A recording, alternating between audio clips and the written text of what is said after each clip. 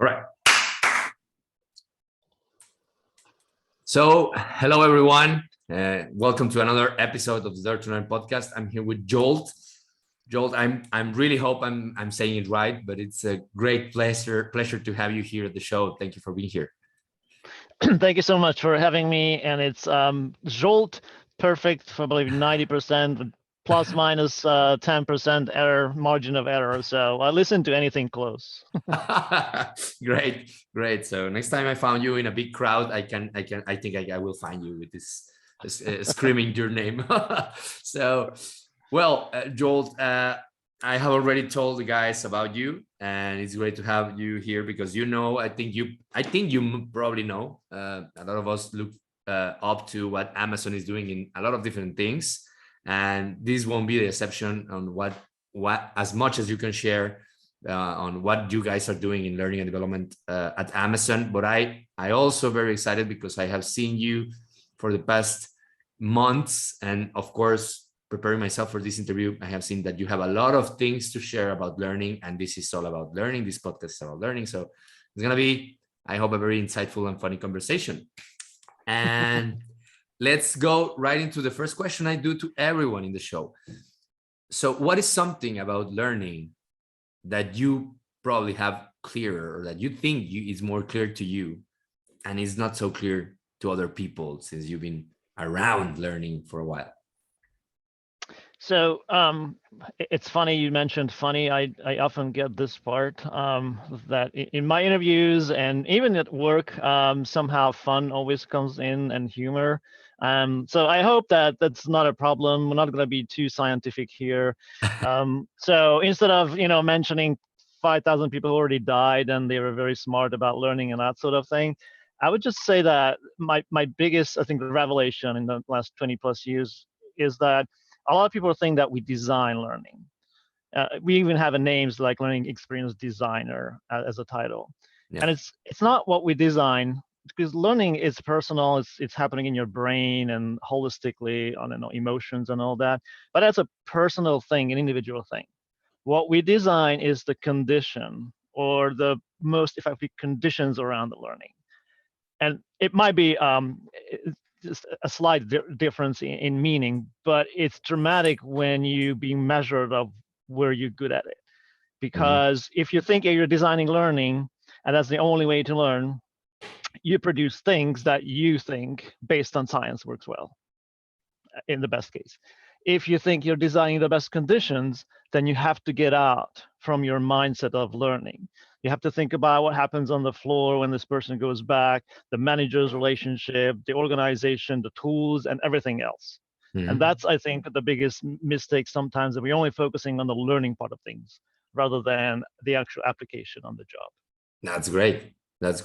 Yeah, like the designing the system or designing the surrounding around learning. It's as important or more important probably. And more, now even more, we have all these hybrid challenges or Zoom challenges. People are at home and everything. That is a good thing to talk about. And yep. It's a good bridge to my next question.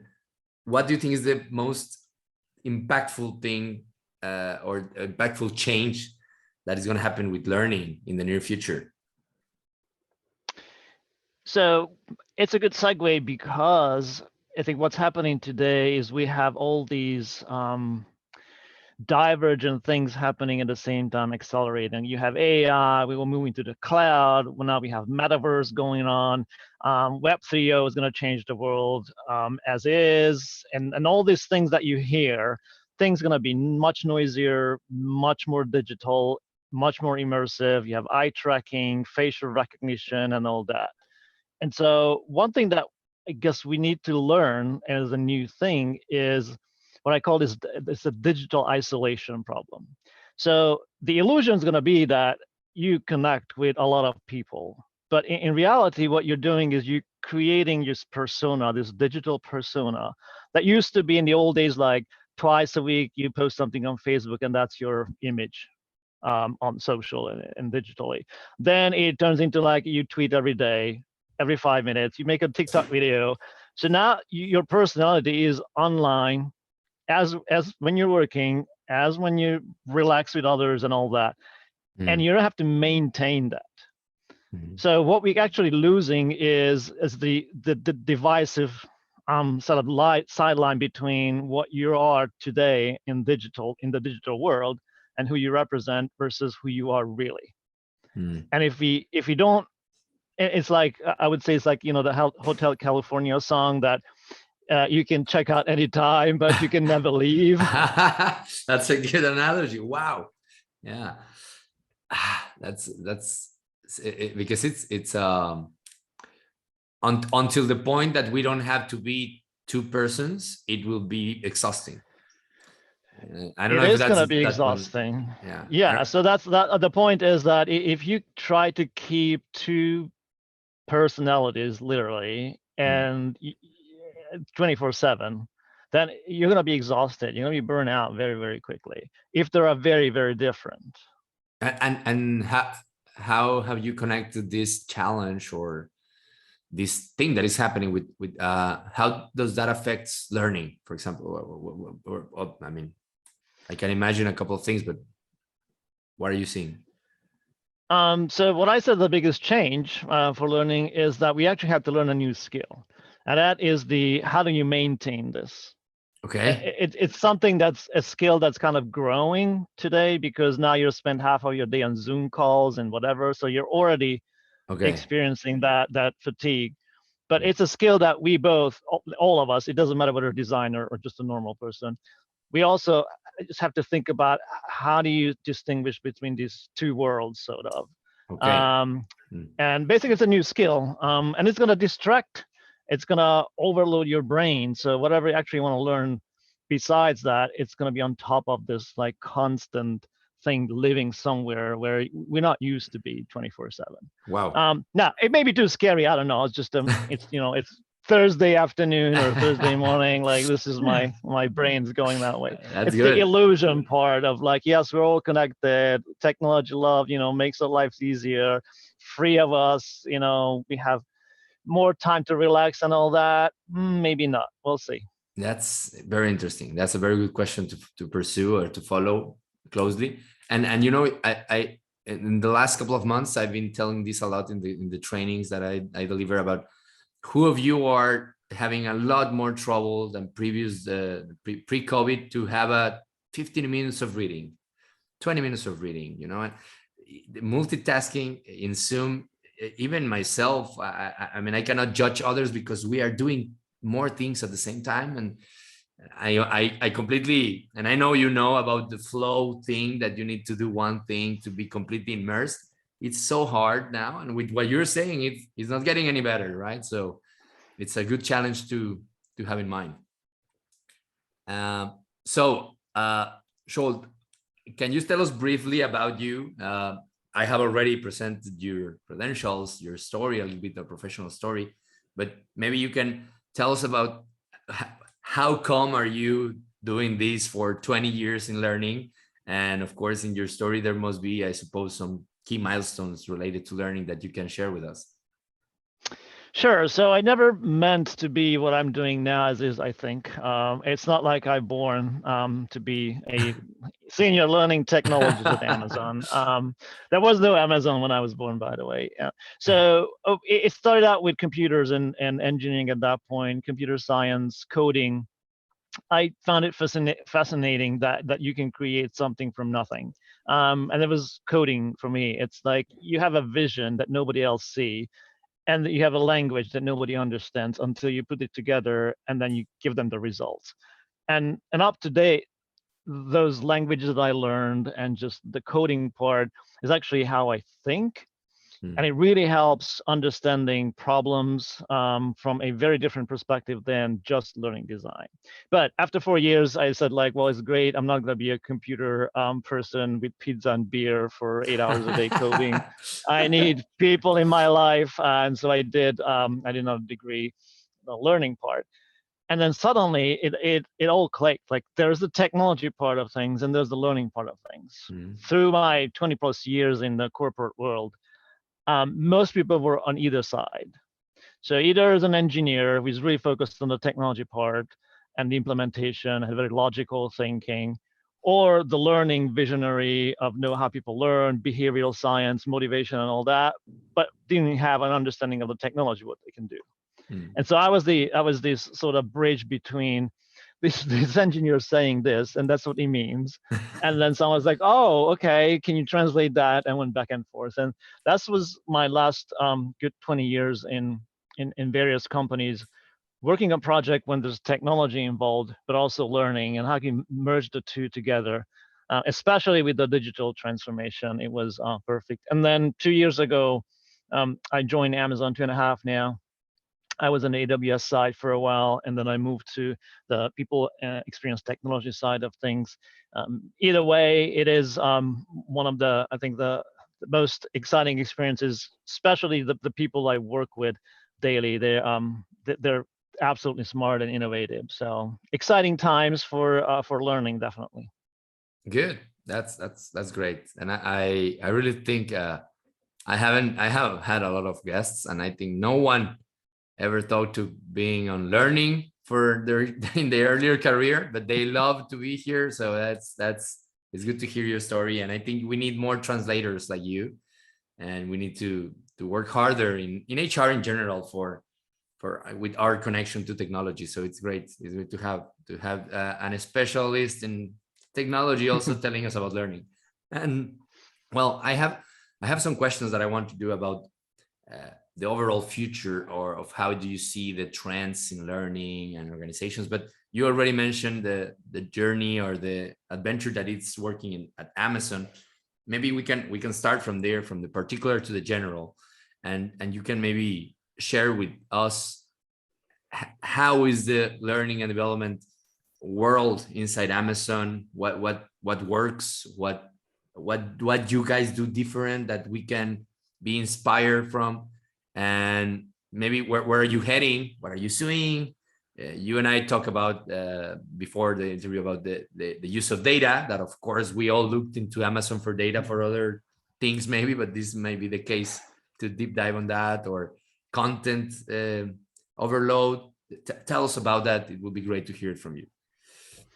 Sure. So as much as I can say about what we do and how we do, there's a lot of things that's public, and when if you actually want to work for Amazon and you Google, the first thing you find is your leadership principles. You're going through them, and those are things that drive not only like leadership, but every little decision. And one of them is obviously customer obsession, and then the dive deep, which is about the data. What I think works well with data for learning professionals is that we don't need to be right all the time. We don't need to write white papers around this is how science works. This is not our job in workplace learning. There are very smart people who do research and then post their research on that. In our case, we just have to make a difference here and now under the circumstances we have. And that's very different in every team at Amazon. So if you ask others, you're going to probably have different answers to these things. It is basically a whole country. But what we all agree on, and both on either side, whether it's on Amazon technology sort of things or on the consumer side of things, it's about learning should be measured and evaluated just like we do everything else.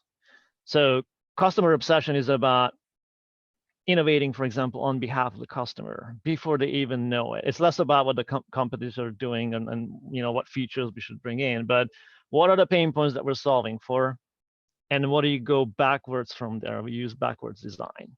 So you start with the business problem, look at what sort of KPIs or key performance indicators are the performance measured against them, and then what are the behaviors that you want to change to drive those.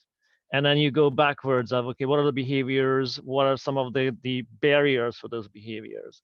And it may not be all learning.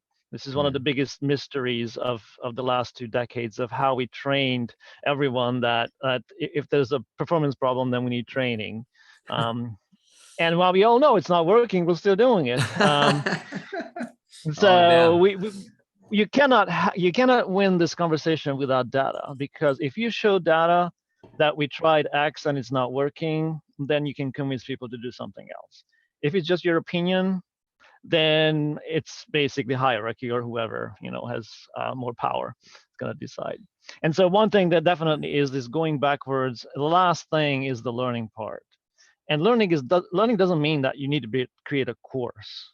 That's another thing that's a myth out there. That when we talk about learning and how important learning is, that we mean we need to create courses fast and put in the LMS. That is one single element of your whole learning toolkit. It could be a lot of other things that you can do. And sometimes innovation is about reduction, removing things rather than adding and creating. And so this is, I think, where we sort of different. Definitely data-driven, moving more on measurement, going backwards, building these chain backwards decisions to learning. And then just literally every single person that I work with here is so dedicated to make change. Maybe they don't know how to make the change, but everybody is driven by every morning when we come to work is like, okay, how do we make this better? Rather than, oh, this is great, it's working, so I'm gonna hang out with this for like the next 2 years because I found something that was working. It's always like, how do you make these things better? I like that. I use the sometimes I'm okay with the if it's not broken, don't fix it. But those are very few.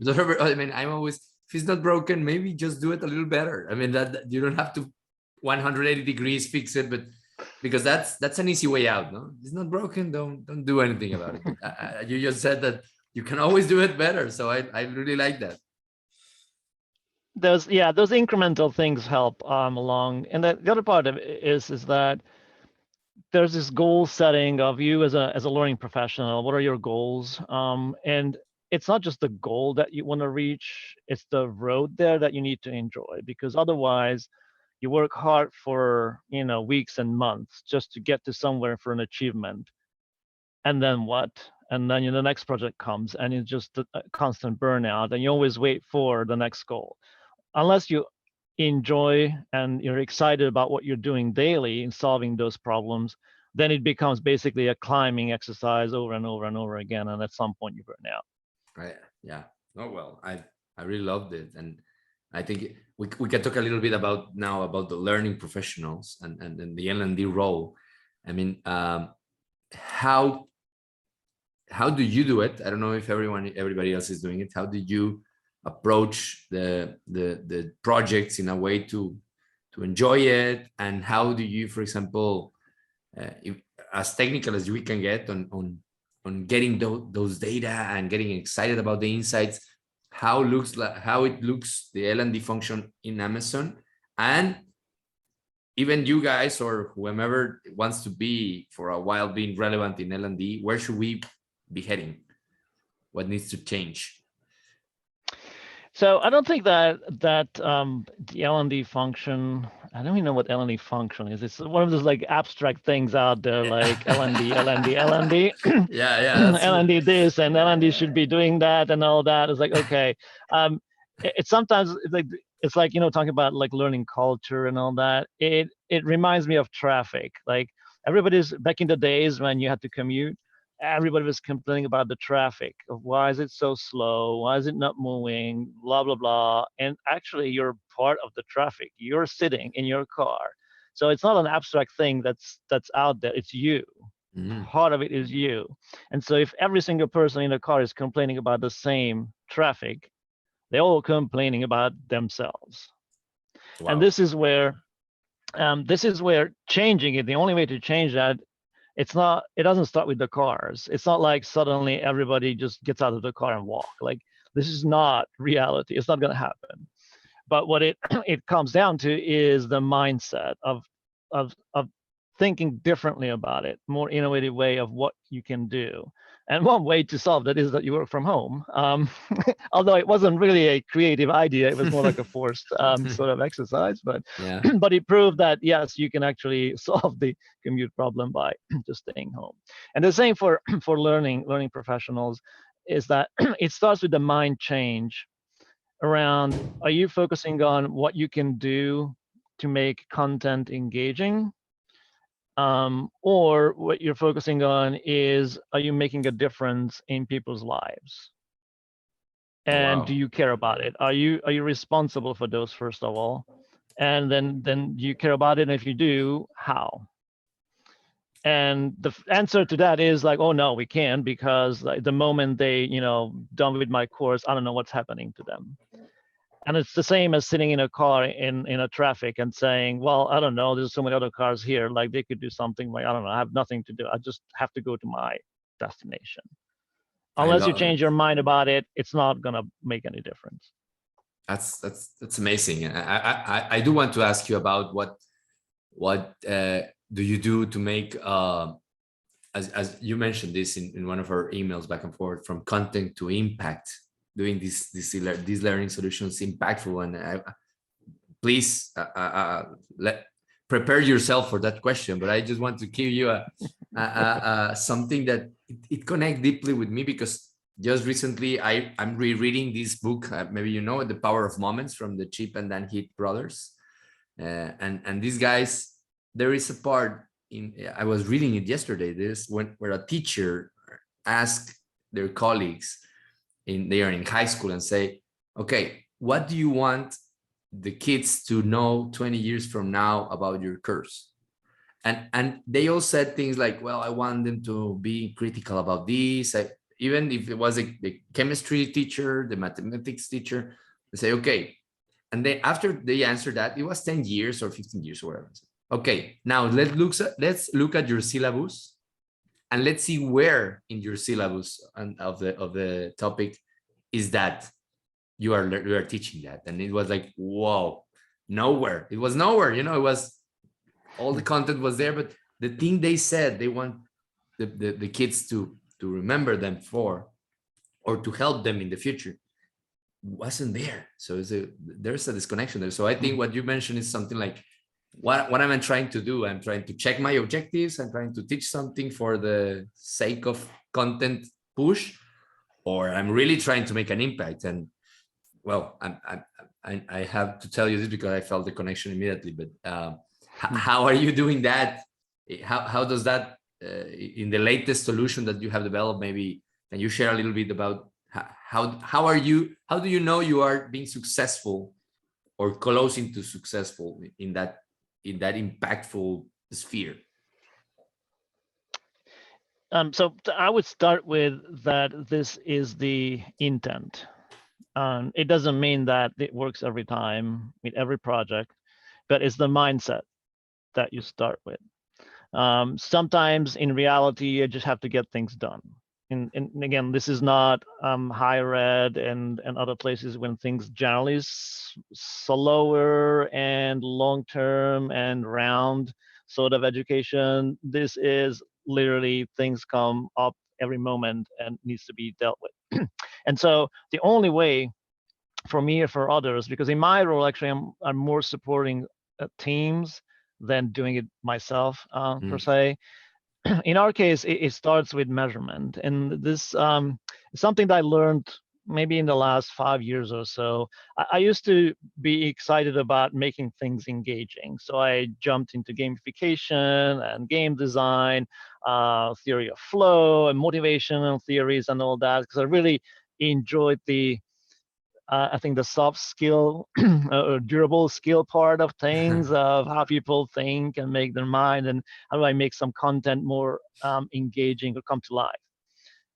And this is great if you have those skills. The problem is that if you invest your skills and talent into something that at the end doesn't make a difference on the job, then at some point the business is going to come to you and say, look, you're posting things like, 8,000 people completed this course and spent 170 days this year in training.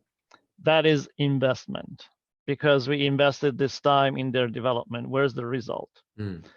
And so, yes, measurement and evaluation is not a sexiest part of design, not the most creative things that you can do, but it starts with that. And the reason I'm saying is because if you measured by, let's say, how people love the course, so they give you like 1 to 5 sort of satisfaction rate, then you design for that. And if you're a good designer, you actually spend most of your time to making something as a course pretty interactive and great experience as is, and spend 0% of it of how this is going to transfer into the job and the circumstances that these people need to apply that on the job. And so if you're not measuring the right things, then you're not designing for the right things. That's the starting point for us. And the second part of it is, how do you know? As you're asking, and that is the the second level of things. Once you have the intent and the mindset of I want to measure that, then the second part is thinking about, okay, who owns the data? What sort of data is out there that we could work with? Because one of the traps that we fall into is that, well, we don't have anything data around performance. We only have data in the LMS, and we can download and create charts of those. Today's world, it's not enough. It's good for you maybe as a learning organization to know how much stuff you have in the LMS or people do in the courses, but that is just like a slightly one slice of the whole pie. You have to work with the business to find out what's happening on the job. What are the barriers that you need to design for? And then you realize through this conversation that maybe they don't even know that we could help them.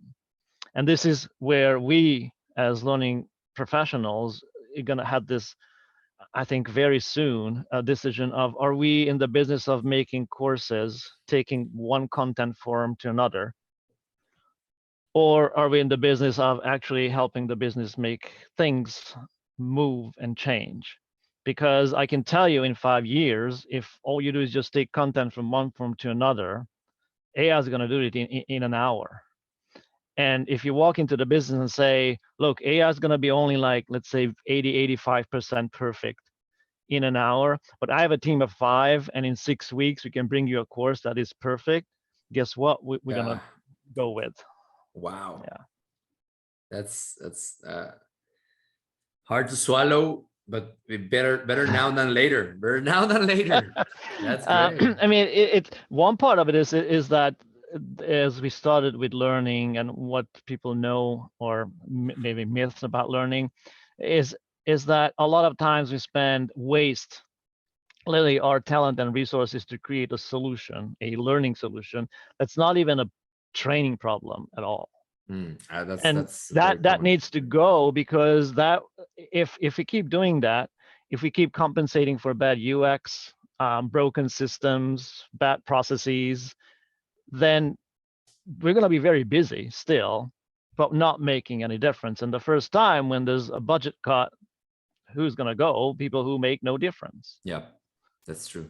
And regarding on that, imagine in that scenario 5 years from now, what will be the value role of a learning specialist? Because I like you, I love to create, and the creative part of creating a critical experience or instructional objective, etc. And thinking about the movie I want to put in to make the message go through, and the clip, and I love that. I know. I mean, I do it all the time. I read a lot, and I want to, like this story I just told you, right?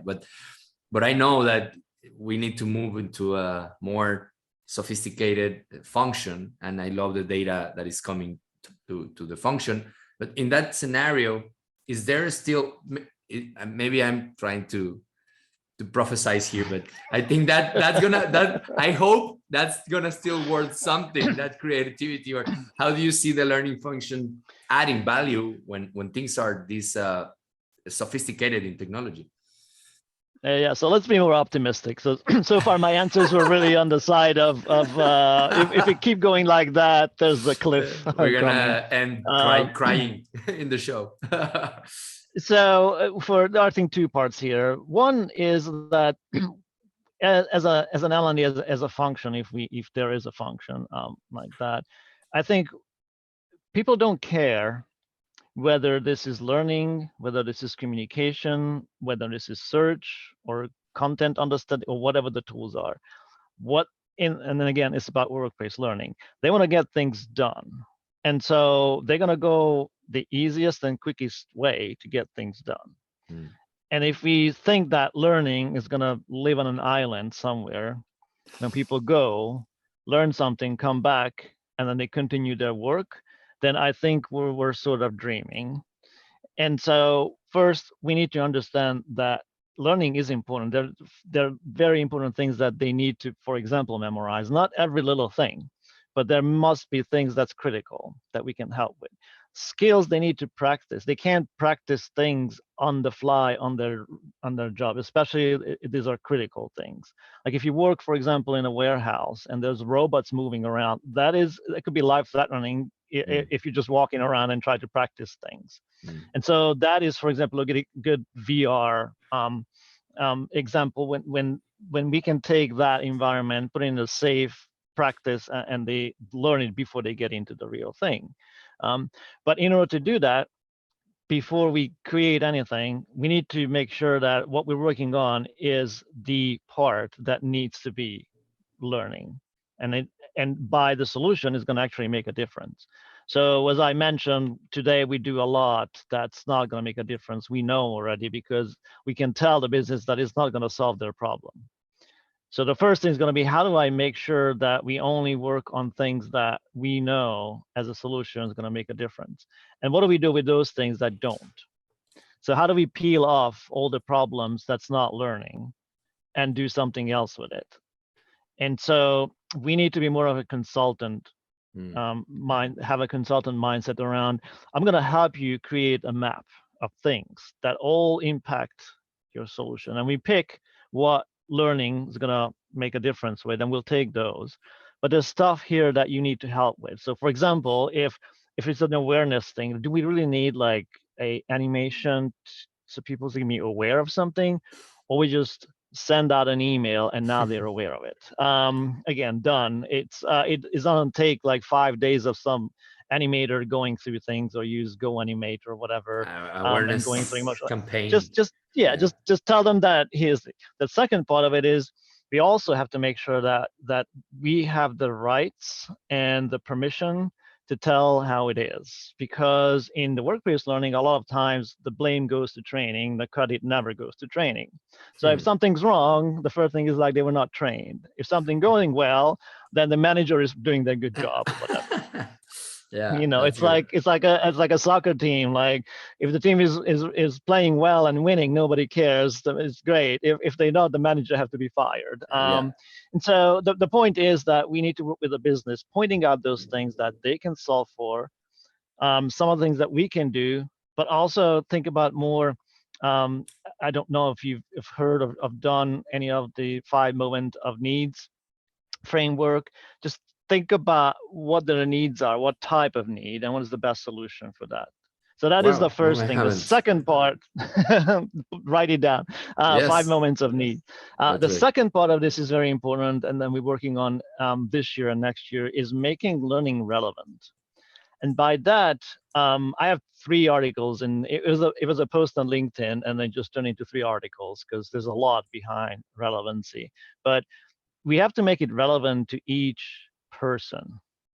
So it's not enough to design, even by science and evidence-based, one thing that's going to work for everyone. It's not going to work, because you're going to put a lot of things in it that's either not applicable, it's not on their level, unless you know who their people are, what their skill level is, what their goals are. It's going to be hard to make one thing that works for everyone. And so the question is, how do we make learning relevant to each person throughout their lifelong, workplace environment, rather than assuming that everybody has X amount of skill and everybody needs this learning solution to move on to the next level. Those are the 2 things that if we can solve for, then I think we're going to be the seat at the table sort of thing. That's great. Thank you. And yeah, I mean, the last point is also related to data. How can we have enough data of everyone to actually deliver, with the help of artificial intelligence, a great solution, right? So that would be something to look forward. And that's really good. Thank you for all these insights. I think I already asked you, or somehow we already answer some of the questions about where should companies being looking for becoming a learning organization or a learning culture. I want to ask one more question about this before going to the final round of personal questions to you. So imagine that you are not, and you and I, we are not in learning, but we are this manager that has a team, and I'm pretty sure this happens to you also. And he comes to, and you are looking for a solution for your people to be lifelong learners, to be self-learning advocates, and you are trying to figure out how. And I really believe that there is a part that the individuals need to do for themselves, and we can only maybe help them. But how do you do for people to transform themselves as individuals in persons that want to learn, to be professionally ready? Is there going out of our bubble of learning? What's out there for them? So this question reminds me of someone on LinkedIn asked whether they should gamify the courses because people are not completing the courses on time. And if we can gamify them and give them points or leaderboard, then they would be completed, and the manager don't have to deal with that. And so again, it comes back to the point of how do you measure something and how do you evaluate? Because it's lifelong learning is happening no matter what. It's just they're learning not what we want them to learn. It's like they're already playing a game. It's called prioritization game.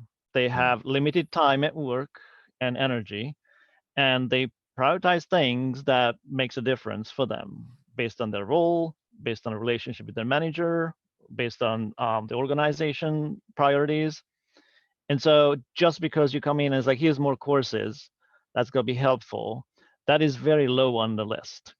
So no matter what points you give them, I mean, you can give them a car like Oprah, and that's great. Like everybody gets a car if you complete a course.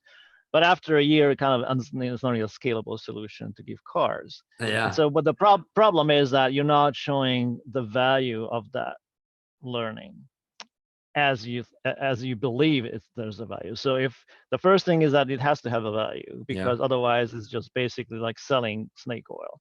The second is showing the value. And this is where motivational theories are important. L&E professionals love gamification the last 5 years. They tried all kinds of things to sneak in some of the game elements into learning, but without doing the most of them, without doing the actual background work around what is gamification, which is motivation. So if you don't have at least a couple of motivational theory of how motivation works, then you just do it randomly. And it may work, may not, depending on what you throw at it. So there is a homework that we need to do around why people are motivated in the workplace. It's not as obvious as it seems.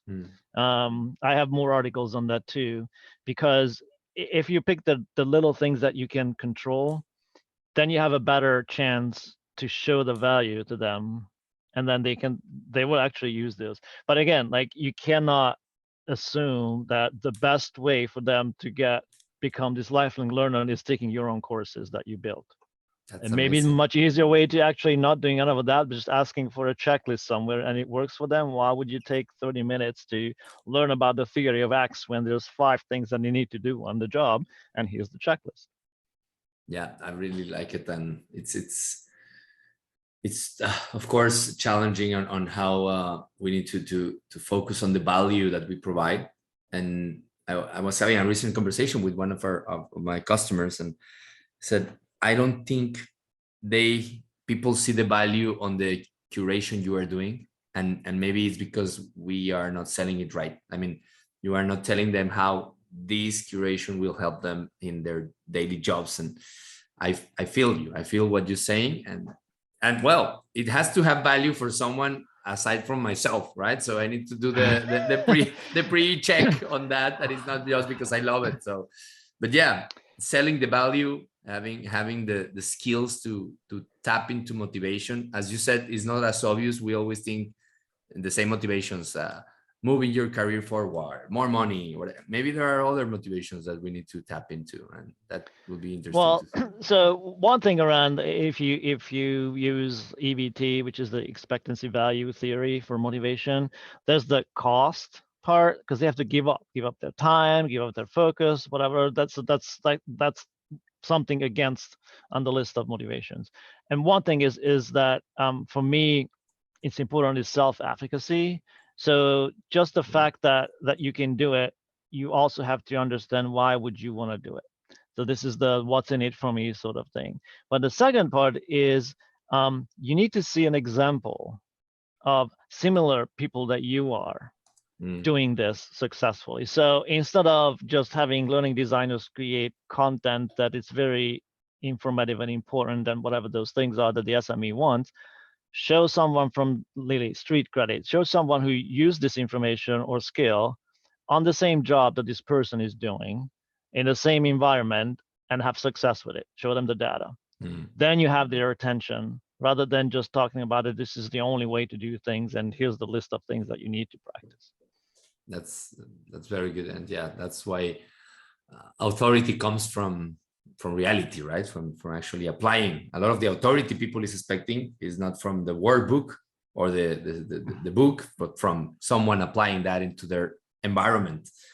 And that's a great reminder, and thank you for that. So I want to move forward for the last two questions and rapid fire section, let's say. And how do you learn? By the way, that's one of them. I mean, which techniques work for you as a learner? I call this the 3 days in a sandbox learning. So and every time I meet a vendor and we have a technology, can you test it out or give us an opinion and all that? And we can make a call, have like coaches available and all that. I always tell them, they think I'm joking, but I always tell them, no, I just need 3 days in a sandbox. That's how I learn. So give me all the documentation you have, technology deep. I don't need sales and marketing. How does thing work? And then give me the actual thing so I can do it. And then 3 days later, I'll come back and I'll tell you what it's worth for us in our environment. That's how I learn. That's amazing. It's like a sprint, a learning sprint. It is no fluff. Yeah, no marketing and sales and fluff, because in 20 plus years, I've seen so many times features working well on paper, and then when it's implemented, nothing like that. Wow, that's good to have that skill that you have to actually know the in and outs. That's great. And what's next for you, personally or professionally? Next, so next year, what we're focusing on is actually putting all these theories and everything that we've been talking about here on this in practice. And so we're trying to build something that asynchronous, sort of peer-to-peer also evolved, but it takes account of who you are, what your skill set is, and then everybody starts at the same place, but your pace and your learning will be very different from another person. And ideally collecting data and put it together as a case study of yes, we can help the business by XYZ if we invest in this sort of learning. So hopefully that works out well, and at some point we can actually talk about it. And then personally, I keep learning. Back in the days in high school, we had a band, and I created the songs and played the piano and all that, whatever the piano was back then, like a little keyboard. And so I picked it up again and started relearning how to play. So I re-recorded our songs from high school and all that. So my personal goal is to actually play other things than my own things. That's amazing. That's amazing. Keep the fluids going and keep you active. That's great. Congrats on that. I look forward to hearing that. I don't know if you really want. Maybe. All right. And so where can we find you? And if you have a couple of recommendations on books or podcasts, and where can we find you and your book? That would be great to close the show. Yeah. So on Amazon, I do have a book. It's called Engage the World, as in WORLD. as a world, and because the world is bigger than L&D sort of thing. I love it. But I do not recommend anyone to buy that book. Absolutely do not buy the book. If you think that it's a learning book that has templates and it has like the 5 steps of doing XYZ, it is literally a pick your brain sort of exercise, as if we're sitting down with a coffee or a drink and just talk about a lot of things. So if you want to read that as that way, fine, but don't come back to me and say like, wow, this is just wild. Like, where's the literature review here and the blah, blah, blah. So yeah, go ahead, we can do that. And if you're interested in any of the things that we talk about, like motivation part, engagement part is a big, I have a couple of articles on elearningindustry.com on that front. The motivation part is a 3Ps theory. So you go ahead and read that. And if you're wondering about basics, so if you just moved into this role, a lot of teachers are moving into L&D and instructional design and learning design. The book I always recommend is Julie Dirksen's book of design how people learn, or something like that. There's only one book like that. That is an excellent book because it's practical, at the same time evidence-based. So you can literally, page by page, you can apply that on your job. I love it. Love it. Love it. Thank you. Thank you for that recommendation. I will go and buy them. Trust me, I will. I always do. I just wait for the guests to say it instead of assuming it. So immediately, couple of minutes in Amazon, I will have them both at home in a couple of days. So what's funny about this, the title, I made up the title, and it's just so good because it's world. It's funny. But I was speaking at the ATD conference, and they brought out a book, and I had like meet and greet and all that, and people buy the book.